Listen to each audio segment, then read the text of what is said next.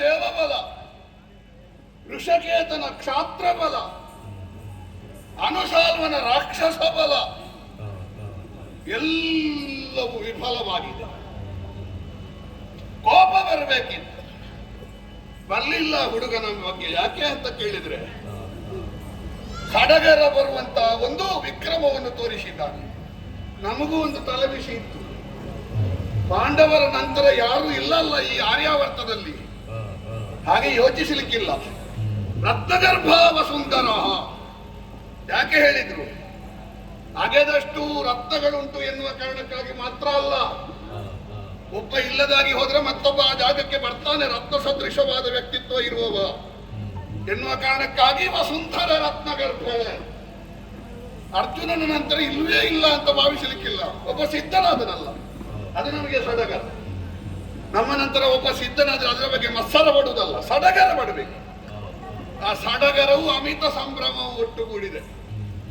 ಆದ್ರೆ ಕೇವಲ ಯುದ್ಧಕ್ಕೆ ಬಂದವನೇ, ಯುದ್ಧಕ್ಕೆ ಬಂದವ ಹೌದಾದ್ರೆ ಅವನಲ್ಲಿ ಇಷ್ಟು ದೊಡ್ಡ ಸತ್ವ ಇರ್ಲಿಕ್ಕೆ ಸಾಧ್ಯವಿಲ್ಲವಲ್ಲ. ಪಾಂಡವರ ಕುದುರೆಯನ್ನು ಕಟ್ಟಿದ ಮೇಲೆ ವೈಷ್ಣವರಲ್ಲಿ ಒಬ್ಬನಾದಂತಹ ಹಂಸಧ್ವಜನ ಮಗನಾಗಿ ಇಷ್ಟೆಲ್ಲ ತೋರಿಸ್ತಾನೆ ಎಂದಿದ್ರೆ, ಒಂದು ವೇಳೆ ನನ್ನನ್ನೇ ನೋಡುವುದಕ್ಕೆ ಹೌದಾದ್ರೆ ಕೆಲವೊಮ್ಮೆ ಆಗಿರ್ತದೆ. ಯುದ್ಧ ಅಂತಲ್ಲ, ನೋಡಬೇಕಾದವರನ್ನು ನೋಡುವವರೆಗೆ ಪ್ರತಿಭಟನೆ. ಹೋಗುವಾಗ ನಾವೊಂದು ಸಿದ್ಧತೆಯಲ್ಲಿ ಹೋಗಬೇಡುವ, ಅರ್ಜುನ ಬಂದದ್ದು ಅಂತ ಗೊತ್ತಾಗಬೇಡುವ. ಹಾಗಾಗಿ ಪುರಪುಟದ ಅಧ್ವಾನ, ತೇರ ಚಮತ್ಕೃತಿ, ಬಿಲ್ಲ ಠೇಂಕಾರ, ಸಿಂಧದ ತುದಿಯ ಹನುಮನ ಅಪ್ಪರಣೆ, ದೇವದತ್ತದ ಘೋಷ, ಅದರೊಂದಿಗೆಲ್ಲ ಪಟರ ಕೀರು ಕಿಲರವಗಳು. ನನ್ನ ಕೆಲವೆಲ್ಲ ಬಿರುದು ಬಾವಲಿಗಳನ್ನು ಹೇಳುವುದಕ್ಕೆ ನಮ್ಮೊಂದಿಗೆ ಜನ. ಸುರಪಾಲಕನ ಪುತ್ರ, ಸೋಮವಂಶ ಪವಿತ್ರ, ತರುಣಿ ಕುಂತಿ ಕುಮಾರ, ತ್ರಿಜಗಕ ಏಕೋ ವೀರ, ಮರೆಹೊಕ್ಕವರ ಕಾಯುವ, ಮಾರಾಂತವರ ಕೊಲ್ಲುವ, ಮೂರು ಲೋಕದ ಕಂಡ, ದುರವಿಜಯ ದೋರ್ದಂಡ, ಗುರುಕುಲಾಂಬುದಿ ಚಂದ್ರ, ಕುಜನೇಭಕ್ಕೆ ಮೃಗೇಂದ್ರ, ವರವೃಕೋದರ ನನುಜ, ಒಲಿದವರ ಸುರಭೂಜ, ಮುರಮರ್ದನನ ಮಿತ್ರ, ಮಾನನಿಧಿ ಸುಚರಿತ್ರ, ಶರದಿ ಸಮ ಗಂಭೀರ, ಸುಜನ ಜನ ಮಂದ. ಇನ್ನು ಕೆಲವು ನಾವು ಮಾಡಿದ ಸಾಧನೆ ಎಲ್ಲ ಹೇಳಬೇಡಿ, ಅರ್ಜುನನದ್ದು ಎಲ್ಲ ಹೇಳಿದ್ರೆ ಇವತ್ತು ಮುಗಿಲಿಕ್ಕಿಲ್ಲ. ಕೆಲವು ಮಾತ್ರ ಹೆಕ್ಕಿ ಹೇಳಿ. ಯಾಕೆ ಅಭಿನಂದನೆ ಅಂದ್ರೆ ಹೇಗಿರಬೇಕು ಅಂತ ಕೇಳಿದ್ರೆ, ಇಡೀ ಸಾಧನೆಯನ್ನು ಹೇಳುವುದಲ್ಲ, ಸಾಧನೆ ಎನ್ನುವ ಮೊಸರಿನಿಂದ ಕಡಿದು ಬಂದ ಬೆಣ್ಣೆಯನ್ನು ಹೇಳಬೇಕು. ಕೆಲವರೆಲ್ಲ ಅಭಿನಂದನೆ ಮಾಡ್ತಾರೆ, ಅಭಿನಂದನೆ ಸ್ವೀಕರಿಸಿದವ ಆ ಕಡೆ ಈ ಕಡೆ ನೋಡು, ಇದು ಯಾರ ಬಗ್ಗೆ ಇವ ಹೇಳುವುದು ಅಂತ. ಮತ್ತೆ ಕೆಲವರ ಅಭಿನಂದನೆ ಹೇಳಿ ಪ್ರಯೋಜನ ಇಲ್ಲ, ವಿಷಯ ಒಂದೇ, ಹೆಸರು ಮಾತ್ರ ಬದಲಾಯಿಸುವುದು. ನಮ್ಮದು ಹಾಗಲ್ಲ, ನಮ್ಮದು ಎಷ್ಟು ಒಗೆದಷ್ಟು ತೆಗೆದಷ್ಟು ಉಂಟು ಅಭಿನಂದನೆಗೆ. ದುರದಿ ದೃಪದನ ಕಟ್ಟಿ ತಂದನ ತೋಟಿ, ಬಿಡದೆ ಕಾಂಡವನವ ಅನಲಗಿತ್ತನ ತೋಟಿ, ಮೃಡನೊಂದಿಗೆ ಹೋರಾಡಿ ಪಾಶುಪತವ ಜಯಿಸಿದವನ ತೋಟಿ, ಅರಸಿನವ ಖಂಡಾಧಿಪರ ಗೆಲಿದನ ತೋಟಿ, ಮತ್ಸ್ಯಲಾಂಛನವ ಭೇದಿಸಿದನ ತೋಟಿ. ಒಂದಕ್ಕೂ ತೋಡಕ್ಕೂ ಬೇಡ, ಕೋಟಿ ಕೋಟಿ ಕಹಳೆಗಳು ಮೊಳಗಲಿ ನೋಡುವ ಹುಡುಗನ ಸತ್ವವನ್ನು ನೋಡಬೇಕು. ಮುಂದುವರಿ.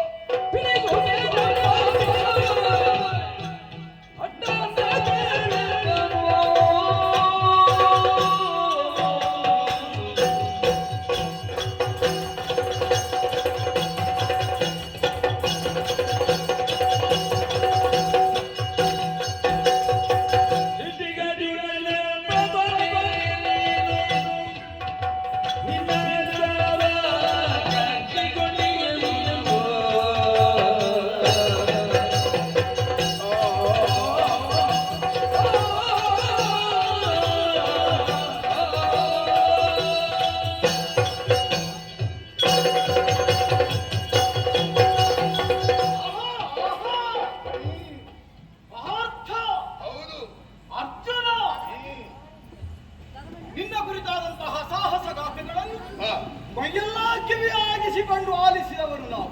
ಸರಿ. ನಿನ್ನನ್ನು ಹಾ, ಮೈಯೆಲ್ಲ ಕಣ್ಣು ಹಾ. ಹೊಂದಿ ಹಾ. ನೋಡುವಂತಹ ಒಂದು ಅವಕಾಶ ಒದಗಿ ಬಂತಲ್ಲ. ಹಾ, ಹಾ, ಹಾ. ಪ್ರಪಂಚದಲ್ಲಿ ಹಾ. ಅದೆಷ್ಟೋ ವೀರರು ಹಾ. ವಿಜಯವನ್ನು ಸಾಧಿಸುತ್ತಾರಂತೆ. ಹಾ. ಆದರೆ ವಿಜಯಿ ಎಂದೆನಿಸಿದವನು ಹಾ. ಅರಸು ಮಕ್ಕಳ ತಲೆಯಲ್ಲಿ ಎಲ್ಲವರದ್ದು ಕಿರೀಟ ಇರ್ತದೆ. ಹೌದು. ಆದರೆ ಕಿರೀಟಿ ಎನ್ನುವ ಹೆಸರನ್ನು ಹೊಂದಿದವನು ನೀನು. ಹ್ಮ್.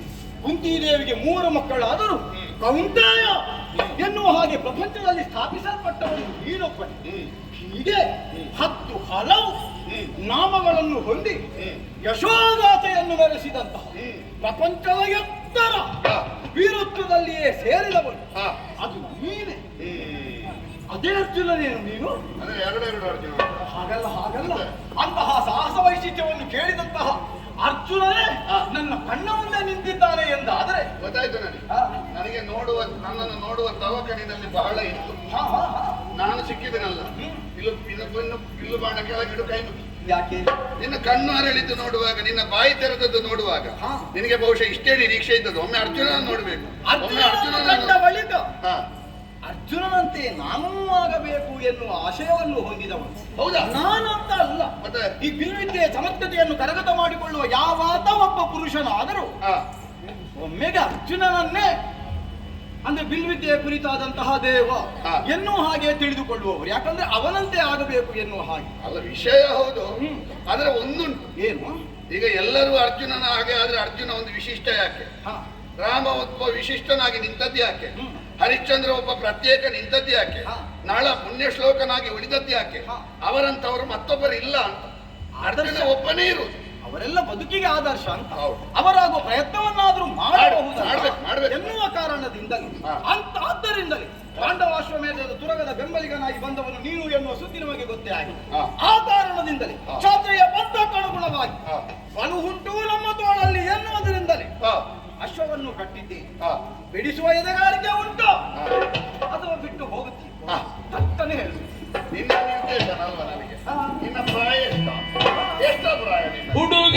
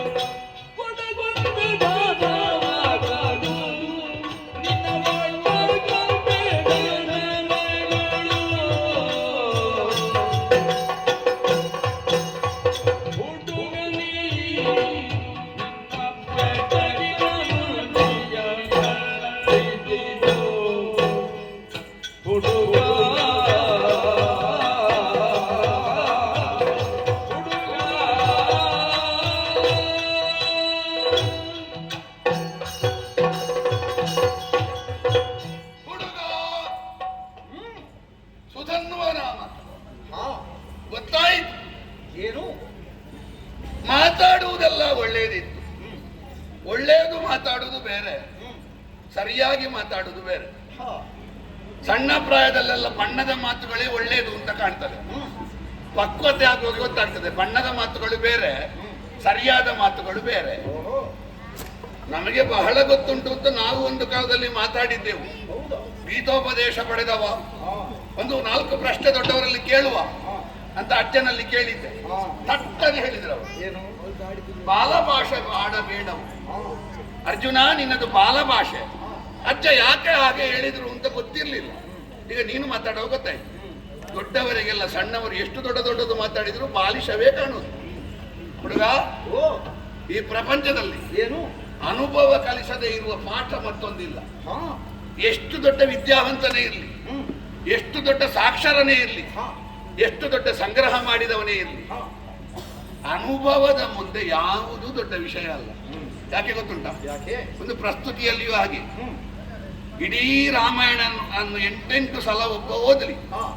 ಒಂದು ದಶರಥನ ಪಾತ್ರ ಮಾಡಬೇಕಾದ್ರೆ ಒಂದು ಮಕ್ಕಳ ತಂದೆ ಆದ್ರೂ ಆಗಬೇಕಲ್ಲ. ಒಂದು 25 ವರ್ಷದ ಹುಡುಗ ಎಷ್ಟು ಸಲ ಓದಿದ್ರು ದಶರಥನ ಪಾತ್ರವನ್ನು ಪರಿಣಾಮಕಾರಿಯಾಗಿ ಮಾಡಲಿಕ್ಕೆ ಸಾಧ್ಯ ಇಲ್ಲ. ಯಾಕೆ? ಮಕ್ಕಳ ತಂದೆಯಾದ ಅನುಭವ ಇರುವುದಿಲ್ಲ ಅವನಿಗೆ. ನೀನು ಮಾತಾಡಿದ್ಯಲ್ವಾ, ಇದು ಕೇಳಲಿಕ್ಕೆ ಚಂದ ಆಗ್ತದೆ. ಬೆಡಗಿನಿಂದ ಕೂಡಿದೆ. ಆ ಬೆಡಗಿನ ನುಡಿಯೆಲ್ಲ ಎಲ್ಲಿ ನಡೆದಿತ್ತು? ಆ ಬೆಡಗಿನ ಬಗ್ಗೆ ಸರಿಯಾದ ಜ್ಞಾನ ಇಲ್ಲದವರಲ್ಲಿ ನಡೆದಿತ್ತು. ಈಗ ನನ್ನಲ್ಲಿ ನಡಿಲಿಕ್ಕಿಲ್ಲ. ಅದನ್ನು ಕಟ್ಟಿಡು. ಯಾರಿಗಾದ್ರೂ ಪ್ರಯೋಜನಕ್ಕೆ ಬಂದ್ರೆ ಅವರ ಮುಂದೆ ಬಿಚ್ಚಿಡು. ಈಗ ಅರ್ಜುನನ ಮುಂದೆ ಅದನ್ನು ಬಿಚ್ಚಿಡಬೇಡ, ಅದನ್ನು ಕಟ್ಟಿಡು. ಹಾಗಾದ್ರೆ ಮುಂದೆ ಈಗ ಕಟ್ಟಿದ್ಯಲ್ವಾ ಹಯ, ಅದನ್ನು ಬಿಚ್ಚಿಡು. ಯಾಕೆ ಬಿಚ್ಚಿಡು? ನಿಮ್ಮ ಬಗ್ಗೆ ಕೇಳದೆ ಬಂದವಲ್ಲ ನಾನು. ನಿನ್ನ ಅಪ್ಪನ ಬಗ್ಗೆ ಬಹಳ ಹೇಳಿದೆ. ನರನೆ ಕೇಳಿ ರಾಜ್ಯದರಸು, ಹಂಸಧ್ವಜ, ವೀರವೈಷ್ಣವ, ನಿಶಂಕ, ಸತ್ಯವ್ರತ, ಹೀಗೆಲ್ಲ ಬಹಳ ಹೆಗ್ಗಳಿಕೆಯನ್ನು ಪಡೆದುಕೊಂಡ ನಮ್ಮಪ್ಪ. ಈಗ ಕೆಟ್ಟವರೇ ಹೌದಾದ್ರೆ ನಮಗೆ ಬಾಣ ಬಿಡುವಲ್ಲಿ ದಾಕ್ಷಿಣ್ಯವೂ ಇಲ್ಲ. ಒಳ್ಳೆಯ ಅಪ್ಪನ ಒಳ್ಳೆಯ ಮಗನಾಗಿ ನೀನೊಂದು ನಮಗೆ ವಿರೋಧಿಯಾಗಿ ಕಾಣಿಸುವುದು ನಮಗೆ ಅಷ್ಟೊಂದು ಸರಿ ಅಂತ ಕಾಣುತ್ತೆ. ಅರ್ಜುನನೊಂದಿಗೆ ಯುದ್ಧ ಮಾಡಬೇಡ ಅಂತ ಹೇಳುದಿಲ್ಲ ನಾನು. ಆದ್ರೆ ಅಶ್ವಮೇಧದಲ್ಲಿ ಯುದ್ಧ ಬೇಡ. ಅಶ್ವಮೇಧದಲ್ಲಿ ಯುದ್ಧ ಮಾಡಿದ್ರೆ ಏನಾಗ್ತದೆ ಗೊತ್ತುಂಟ? ನೀನು ಅರ್ಜುನ ಪ್ರತಿಸ್ಪರ್ಧಿಯಿಂದ ಮಾತ್ರ ಆಗುವುದಲ್ಲ, ಯಜ್ಞ ವಿರೋಧಿ ಎನ್ನುವುದಾಗಿಯೂ ಆಗ್ತದೆ. ಹಾಗಾಗಿ ಯಜ್ಞ ವಿರೋಧಿ ಎನ್ನುವ ಪಟ್ಟ ಹಂಸಧ್ವಜ ಕುಮಾರನಿಗೆ ಬರ ಕೂಡದು. ಹಾಗಾಗಿ ಹಯವನ್ನು ಬಿಡು. ಹಯವನ್ನು ಬಿಟ್ಟ ಮೇಲೆ ಒಂದು ವಿಧಿ ಅಂತ ಉಂಟು. ವಿಧಿ ಅಂತ ಸ್ವಲ್ಪ ಕಾಣಿಕೆ ಕೊಡುವ ಕ್ರಮ ಉಂಟು, ಕಪ್ಪ ಕಾಣಿಕೆ. ನೀವು ಗೊತ್ತಿಲ್ಲದೆ ಸ್ವಲ್ಪ ಪ್ರಮಾದದಿಂದ ಕಟ್ಟಿದ್ದೀರಲ್ವಾ, ಕಪ್ಪ ಕಾಣಿಕೆಯೊಟ್ಟಿಗೆ ಸ್ವಲ್ಪ ತಪ್ಪು ಕಾಣಿಕೆಯು ಕೊಡು. ಯಾಕಂದ್ರೆ ಕಟ್ಟಿದ್ದೀರಲ್ವಾ, ಗೊತ್ತಿದ್ದು ಕಟ್ಟಿದ್ದೀರಿ ಎನ್ನುವಾಗ ಸ್ವಲ್ಪ ತಪ್ಪು ಕಾಣಿಕೆಯನ್ನು ಸೇರಿಸಿಕೊಡು. ಹಾಗೆಂದು ನಿನಗೆ ಯುದ್ಧ ಮಾಡ್ಲಿಕ್ಕೆ ಅವಕಾಶ ಇಲ್ಲ ಅಂತ ಭಾವಿಸಬೇಡ. ಪಡೆಯನ್ನು ಒಡಗೂಡು. ಮುಂದೆ ತುಂಬಾ ಜನ ನಿನ್ನಂತವರೆಲ್ಲ ಸಿಗುತ್ತಾರೆ. ಆಗ ನಿನ್ನನ್ನೇ ಎದುರಿಗೆ ಬಿಡುವ. ಈಗ ಕುದುರೆಯನ್ನು ಬಿಡು. ಸುಮ್ಮನೆ ಯಾವುದಕ್ಕೂ ಪ್ರಯೋಜನ ಇಲ್ಲದ ಆ ಬೆಡಗಿನ ನುಡಿಗಳನ್ನೆಲ್ಲ ಆಡಬೇಡ ಮಗು, ಬಿಟ್ಟು ಬಿಡು. ಹುಡುಗನಂದೆ ನೀನು. ಹೌದು. ಹಾಗಾದ್ರೆ ನೀನು ನಾನು ಮೂಡ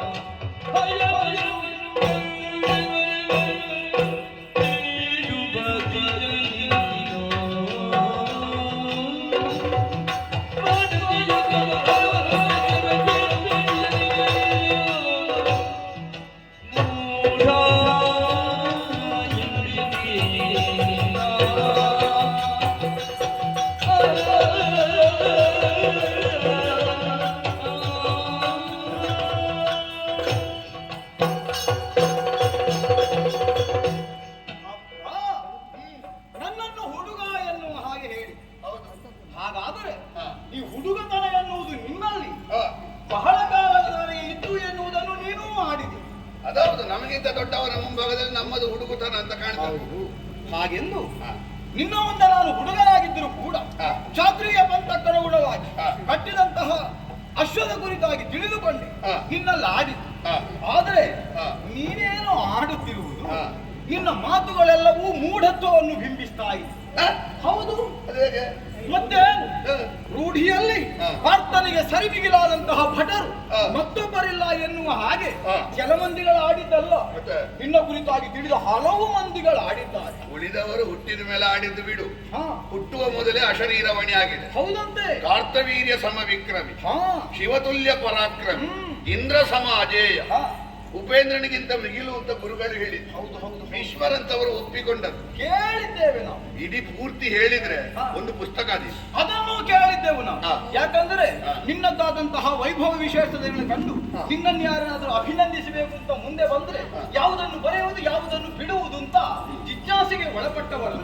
ಅಂತಹ ಎತ್ತರವನ್ನು ಹೊಂದಿದಂತಹ ನೀನು ಯುದ್ಧ ಮಾಡ್ಲೇ ಇಲ್ಲ, ಹಯವನ್ನು ಬೇಡ್ತಾ ಇದ್ದಿ, ದ್ರವ್ಯವನ್ನು ಕೇಳ್ತಾ ಇದ್ದಿ. ಈ ಸತ್ಕರ್ಮಗಳಲ್ಲಿಯೂ ಅಧಿಕಾರ ಇರುವುದು ಬ್ರಾಹ್ಮಣೋತ್ತಮರಿಗೆ ಮಾತ್ರ. ಅವರು ದಾನವನ್ನು ಮಾಡಲೂಬಹುದು, ದಾನವನ್ನು ಕೇಳಲೂಬಹುದು, ಯಜ್ಞ ಮಾಡಲೂಬಹುದು, ಮಾಡಿಸಲೂಬಹುದು. ಹಾಗಿರುವಾಗ ಅಂತಹ ಅಧಿಕಾರವನ್ನು ಹೊಂದುವುದಕ್ಕೆ ನೀನೇನು ಬ್ರಾಹ್ಮಣನು ಹೇಳು? ಆದ್ದರಿಂದ ಕ್ಷತ್ರಿಯತ್ವವನ್ನು ಹೊಂದಿದಂತಹ ನಿನಗೆ ಇದನ್ನೆಲ್ಲ ಭೂಷಣ ಅಂತ ನಾನು ಹೇಳುವುದಿಲ್ಲ. ಮಾಡದೆ ಯುದ್ಧವನ್ನು ಹಯವನ್ನು ಬೇಡುವುದಕ್ಕೆ ಸರಿಯಾದುದಲ್ಲ. ಮುಂದೆ ಏನು ಯುದ್ಧಕ್ಕೆ ಸಿದ್ಧರಾಗುವ ಆಲೋಚನೆ ಇದ್ರೆ ಮಾಡು. ಅದಕ್ಕೆ ನಿನ್ನದು ಮಕ್ಕಳಾಟಿಕೆ ಅಂತ ಹೇಳು. ಅಂದ್ರೆ ನಿನಗೆ ಮಾತಾಡುವುದರ ಹಿಂದಿನ ಸ್ವಭಾವವೇ ಗೊತ್ತಾಗುದಿಲ್ಲ. ಏನದು ಸ್ವಭಾವ? ಈಗ ನೀನು ನಿನ್ನ ಊರಿನ ಹೆಸರಂತದ್ದು ಚಂಪಕಾವತಿ. ಇಷ್ಟು ಸಣ್ಣ ಒಂದು ಬಾವಿಯ ಒಳಗಿದ್ದ ಮಂಡು ಕನಿ, ಈ ಬಾವಿಯ ತಳವೇ ಭೂತಳ ಅಲ್ಲ ಮಗು, ದೊಡ್ಡದು.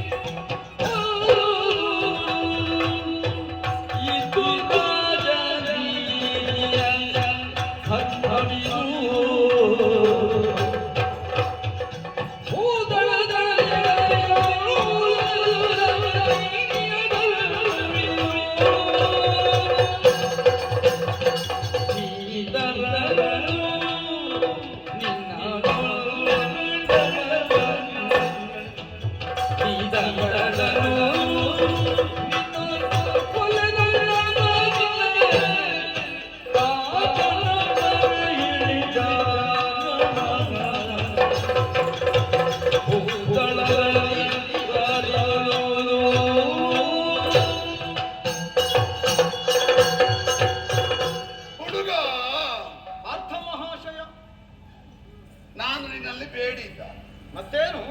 ಹಯ ಕೊಡು, ಧನ ನೀಡು, ಹೀಗೆ ಹೇಳಿದ್ರೆ ಬೇಡು. ನಾನು ಹಾಗೆ ಹೇಳಿದ್ದ. ಮತ್ತೆ ಹಯವನ್ನು ಬಿಡು, ಧನವನ್ನು ಕೊಡು. ಇದಕ್ಕೆ ಬೇಡುವುದು ಅಂತ ಹೆಸರಲ್ಲ, ಮತ್ತೆ ಇದಕ್ಕೆ ಸಾರುವುದು ಎನ್ನುವುದಾಗಿ ಹೆಸರು. ಪ್ರಪಂಚದಲ್ಲಿ ಚಂಪಕಾವತಿಯ ಮುಂಭಾಗದಲ್ಲಿ ಹಚ್ಚಿನಾವತಿ ಸಮುದ್ರ ಇದ್ದ ಹಾಗೆ, ಹಚ್ಚಿನಾವತಿಯ ಮುಂಭಾಗದಲ್ಲಿ ಚಂಪಕಾವತಿ ಬಾವಿ ಇದ್ದ ಹಾಗೆ. ನಿಮ್ಮದನ್ನು ಪಡೆದು ನಾವು ದೊಡ್ಡವರಾಗಬೇಕಾ? ಅಲ್ವೇ ಅಲ್ಲ. ರಾಜನೀತಿಯಲ್ಲಿ ಎಲ್ಲವೂ ಉಂಟು. ಯಾವುದುಂಟು? ಯಾವುದೆಲ್ಲ? ಸಂಧಿ ಉಂಟು, ವಿಗ್ರಹ ಉಂಟು, ಧ್ಯಾನ ಉಂಟು, ದ್ವೈದೀಭಾವ ಉಂಟು, ಆಸನ ಉಂಟು, ಸಮಾಶ್ರಯ ಉಂಟು. ಆದ್ರೆ ನೀತಿಯಲ್ಲಿ ರಾಜಧರ್ಮ ಯಾವುದು? ರಾಜನೀತಿಯ ಧರ್ಮ ಮಾತ್ರ ಅಲ್ಲ, ನೀತಿಯಲ್ಲಿ ರಾಜಧರ್ಮ. ಸಂಧಿಗೆ ಮೊದಲ ಪ್ರಾಶಸ್ತ್ಯ. ಇದು ನಮ್ಮ ದೇವರು ಹೇಳಿದ್ದು. ಸಾಮವೆಂಬುದು ರಾಜನೀತಿಗೆ ತಾಮನೋಹರ ರೂಪ, ಬದುಕುವ ಭೂಮಿ ಪಾಲರ ಅನಂತ ವಿಭವಕ್ಕಿದು ಬೀಜ ಮಂತ್ರ. ಸಾಮ ತಪ್ಪಿದ ಬಳಿಕ ನೀತಿ ವಿರಾಮವಾಗದೆ ಬಿಡದು. ಅಂದ್ರೆ ಸಾಮಕ್ಕಿಂತ ದೊಡ್ಡದಾದದ್ದು ಮತ್ತೊಂದಿಲ್ಲ. ಆಮೇಲೆ ದಾನ, ಭೇದ, ದಂಡ ಇದೆಲ್ಲ ಮತ್ತೆ. ನಿನಗೆ ಯಾಕೆ ನಾನು ಸಾರಿದೆ ಅಂತ ಕೇಳಿದ್ರೆ, ನಿನ್ನನ್ನು ನೋಡುವಾಗ ನನಗೆ ಅವನದ್ದೇ ನೆನಪಾಗ್ತದೆ.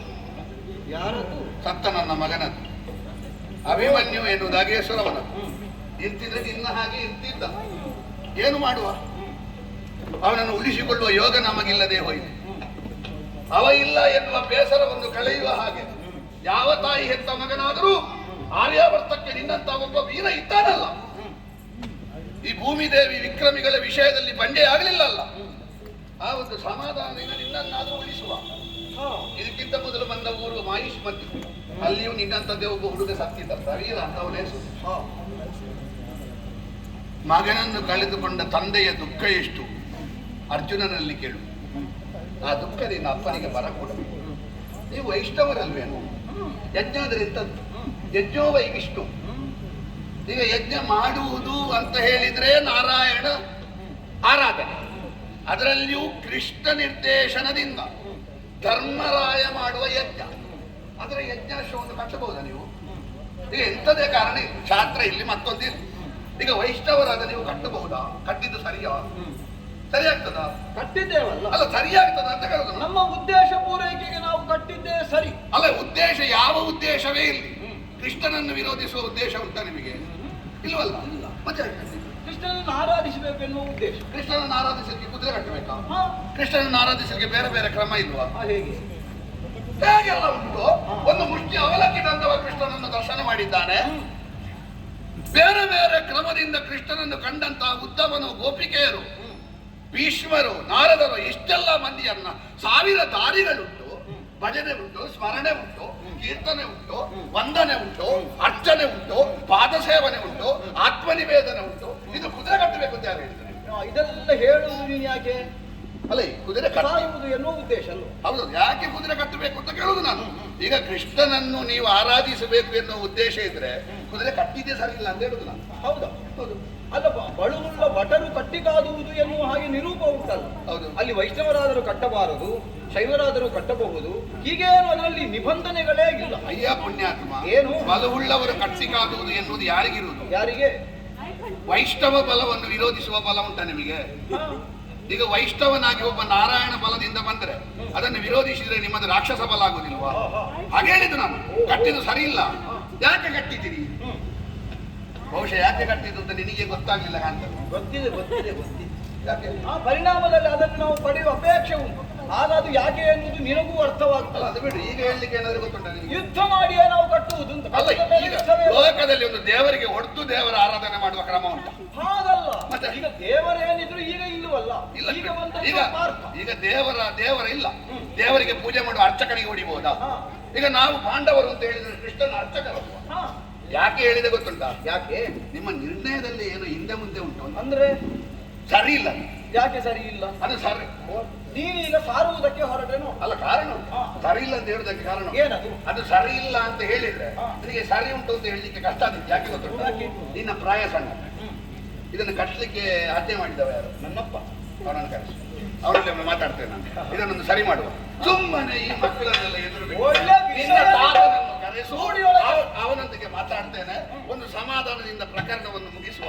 ಸುಮ್ಮನೆ ನನ್ನಲ್ಲಿ ಕೆಲವು ಮಾತುಗಳನ್ನು ಆಡಲೇಬೇಕಾಗ್ತದೆ. ಏನು? ನೋಡಿ, ಅಲ್ಲಿ ಸಾರಿಕೊಳ್ಳುವುದೇ ರಾಜನೀತಿಯ ಧರ್ಮ ಅಂತ ಹೇಳಿ ನೀವೀಗ ಅಶ್ವಮೇಧವನ್ನು ಕೈಗೊಂಡ ಉದ್ದೇಶ ಏನು? ಏನು ಉದ್ದೇಶ? ಏನು ಉದ್ದೇಶ ಅಂದ್ರೆ ಅಂದ್ರೆ ಒಂದು ಹತ್ಯೆ ಆದ ವರ್ಷದ ಒಂದು ಹತ್ಯೆ ದೋಷ ಬರ್ತದೆ ಹೇಗೆ ನಿಮಗೆ?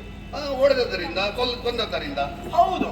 ಈಗ ಯುದ್ಧ ಆಗುವ ಮೊದಲು ನೀವು ಸಾರಲಿಲ್ವಾ? ಸಂಧಾನ ಸಾರಿದ್ದೇವೆ. ಈ ಸಂಧಾನ ಮಾಡಿದ ಮೇಲೂ ನಿಮಗೆ ಒಂದು ಹತ್ಯೆ ದೋಷದ ಸಂಖ್ಯೆ ಬಂದದ್ದು ಯಾಕೆ? ಸಂಖ್ಯೆ ಬಂದದ್ದು ಯಾಕೆ ಅಂತ ಕೇಳಿದ್ರೆ ಬಿಳಿ ಬಟ್ಟ ಹುಟ್ಟವನಿಗೆ ಕೆಸರನ್ನ ಹೆದರಿಕೆ ಆಗುದು. ಯಾಕೆ ಗೊತ್ತುಂಟಾ? ಧರ್ಮರಾಯನಂತವನಿಗೆ. ಸಾಮಾನ್ಯರಲ್ಲಿ ಹೇಗೆ ಗೊತ್ತುಂಟಾ? ಅವರಿಗೆಲ್ಲ ಸೋತ ಮೇಲೆ ದುಃಖ ಬರುದು. ಧರ್ಮರಾಯನಂತವನಿಗೆ ಗೆದ್ದ ಮೇಲೆ ದುಃಖ ಬರುದು. ಅದು ಧರ್ಮರಾಯನಿಗೆ ಮಾತ್ರ ಬರ್ಲಿಕ್ಕೆ ಸಾಧ್ಯ.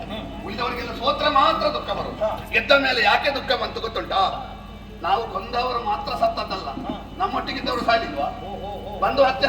ನಿಮ್ಗೆ ಏನಾಗಿದೆ ಅಂತ ಕೇಳಿದ್ರೆ ಕೌರವರನ್ನು ಕೊಂದದ್ದು ಮಾತ್ರ ಬಂದು ಹತ್ಯೆ ದೋಷದ ಸಂಖ್ಯೆ ಅಲ್ಲ, ನಮ್ಮೊಟ್ಟಿಗಿದ್ದವರು ಸಾಲಿಲ್ವಾ?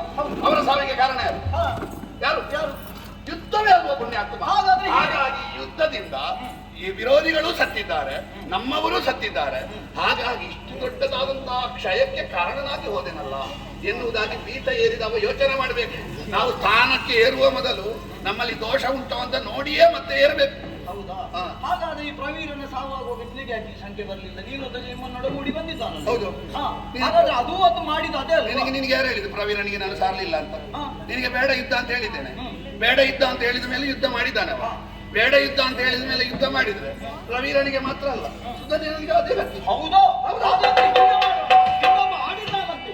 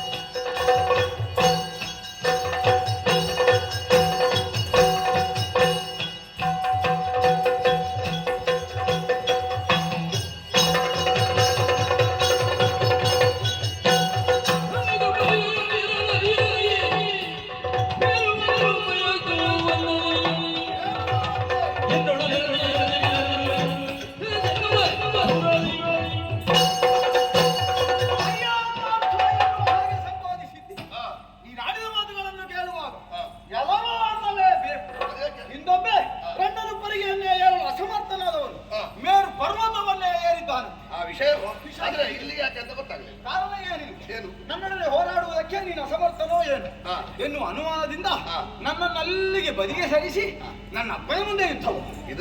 ಇದು ಆಗ್ತದೆ. ಎಲ್ಲಿಗೆ ಆಗ್ತದೆ? ಎಲ್ಲಿಗೆ? ಮಾಳಿಗೆ ನೋಡದೆ ಇದ್ದವನಿಗೆ ಆಗ್ತದೆ.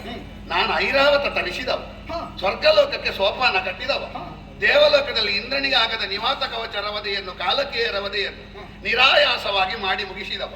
ಆಕಾಶದಲ್ಲಿರುವವನಿಗೆ ನೀನು ರನ್ನದುಪ್ಪರಿಗೆಯ ಕಥೆ ಹೇಳಬೇಡ. ಹೌದಾ? ಮಾಳಿಗೆಯನ್ನು ಏರಿದವನಿಗೆ ಜಗಲಿಯನ್ನು ಮೆಟ್ಟಿ ಹಾರುವುದಕ್ಕೆ ಏನು ಕಷ್ಟ?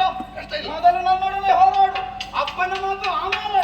ಆಡ್ಲಿಕ್ಕೆ ಕಷ್ಟ ಅಂತ ಅಲ್ವೋ? ಮತ್ತೆ ಮೆಟ್ಟುವುದಕ್ಕೆ ಮನಸ್ಸಿಲ್ಲದೆ ಬಿಟ್ಟದ್ದು. ಹೌದಾ? ಮೆಟ್ಟಬೇಕು ಅಂತ ತಲೆ ಕೊಟ್ಟರೆ ಮೆಟ್ಟಿ ಅಲ್ವಾ?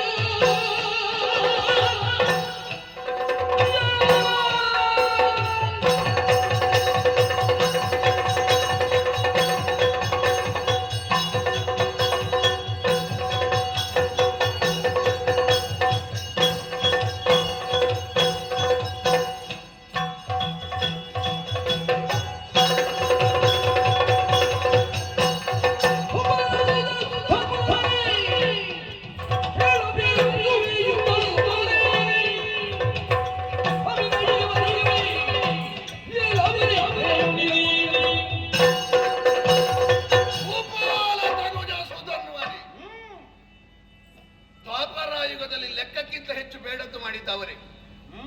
ಭೂಪಾಲರಲ್ಲ, ಭೂಪಾಲ ತನುಜರು. ನಮ್ಮಲ್ಲಿ ಒಬ್ಬ ಇದ್ದ ಭೂಪಾಲ ತನುಜ, ಕೌರವ. ಧೃತರಾಷ್ಟ್ರ ಭೂಪತಿಯಲ್ಲಿ ಇರ್ತಿದ್ರೆ ಹಾಗಾಗ್ತಿರ್ಲಿಲ್ಲ. ಈ ರಾಜರಿಂದ ಸಮಸ್ಯೆ ಬರುವುದಲ್ಲ, ರಾಜರ ಮಕ್ಕಳು ಮಾಡುವ ಅವಾಂತರದಿಂದ ಸಮಸ್ಯೆ ಬರುವುದು. ಭೂಪಾಲ ತನುಜ ಹಂಸಧ್ವಜ ಬರ್ತಿದ್ರೆ ಈ ಸಮಸ್ಯೆ ಆಗ್ತಿರ್ಲಿಲ್ಲ. ಸುಧನ್ವನೇ ಕೇಳು, ನನ್ನಲ್ಲಿ ರಣವನ್ನು ಅಪೇಕ್ಷಿಸಬೇಡ. ಪಿನಾಕಿಯನ್ನಾದರೂ ಎದುರಿಸಿದ ಪೃಥ್ವಿಯ ಧನುರ್ಧರನಾಗಿ ಪ್ರತ್ಯಕ್ಷ ಪರಮೇಶ್ವರನಷ್ಟೇ ಯೋಗ್ಯತೆ ಇರುವಂತಹ ಧನಂಜಯ ನನ್ನ ಮುಂಭಾಗದಲ್ಲಿ ಬಂದವರು ಏನಾಗಿದ್ದಾರೆ ನೋಡು. ಸುರ ಮಾನವ ದಾನವರಲ್ಲಿ ನನ್ನನ್ನು ಎದುರಿಸುವವರೇ ಇಲ್ಲ. ಭೀಷ್ಮದ್ರೋಣರು ಏನಾದ್ರು ಹೇಳಿದ್ದೆ ನೀನು? ಭೀಷ್ಮರಂತವರೇ ನೊಂದೇನ ಕಷ ಪಾರ್ಥನಸ್ತ್ರ, ದ್ರೋಣರಂತವರೇ ದೂರ್ಜಟಿಯಾದ್ರೂ ಅರ್ಜುನನ ಮುಂಭಾಗದಲ್ಲಿ ದೊಡ್ಡ ವಿಷಯ ಅಲ್ಲ. ದ್ರೋಣರು ಒಪ್ಪಿಕೊಂಡ, ಭೀಷ್ಮರು ಒಪ್ಪಿಕೊಂಡ, ಲೋಕದ ದ್ವಾಪರಾಯುಗದ ವೀರಾದಿ ವೀರರೆಲ್ಲ ಒಪ್ಪಿಕೊಂಡ ಅರ್ಜುನನ ಮುಂಭಾಗದಲ್ಲಿ ನೀನೊಬ್ಬ ಮೊನ್ನೆ ಹುಟ್ಟಿದ ಹಂಸಧ್ವಜನ ಮಗ ಸುಧನ್ವ, ನನ್ನಲ್ಲಿ ಸುಧನ್ವನಾಗಲಿಕ್ಕೆ ಬಂದಿದ್ಯಾ? ಸುಧನ್ವರೆನಿಸಿಕೊಂಡ ಯಾರೆಲ್ಲ ದೊಡ್ಡ ದೊಡ್ಡ ತನ್ವಿಗಳಿದ್ದಾರೋ ಅವರೆಲ್ಲ ಒಪ್ಪಿಕೊಂಡ ನೆಚ್ಚಿಕೊಂಡ ಅರ್ಜುನನ ಮುಂಭಾಗಕ್ಕೆ ಬಂದು ಸಾಯದಿರು.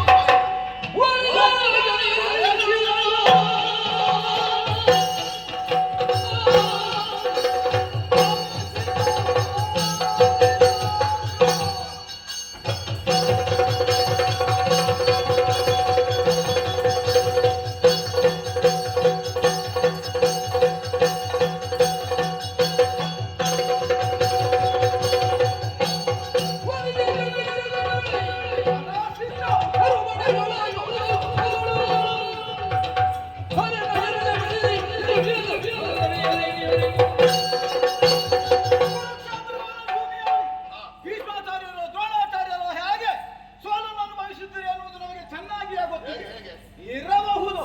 ಅದನ್ನೆಲ್ಲ ವಿಸ್ತರಿಸಿದ ಹೋದ್ರೆ ನಾವು ಹೊಂದುವಂತಹ ಮಹಾಭಾಗ್ಯಕ್ಕೆ ತಡವಾದಿ. ಇದು ಪಂಚಾಂಗ ಕಟ್ಟಿ ಮತ್ತೆ ಕೋಟೆ ಕಟ್ಟೋದು ಬಿಟ್ಟರೆ ಅದು ಯಾರಾದ್ರೂ ಕುತ್ಕೊಳ್ತಾರೆ? ಹೇಳ್ತಾರೆ ಒಂದ ವಿಷಯವೇ ಆರಂಭಿಸಬಾರ್ದು, ಆರಂಭಿಸಿದ ಎಲ್ಲ ಮುಗಿಸಬೇಕು. ಹಾಗಾದ್ರೆ ಭೀಷ್ಮಾಚಾರ್ಯರು ಸರಸೆಯಲ್ಲಿ ಹೊರಗುವ ಮುಂಚೆ ನೀವು ಶಿಖಂಡಿಯನ್ನು ತಂದದ್ದಲ್ವ? ಶಿಖಂಡಿ ಹಾಗಲ್ಲ.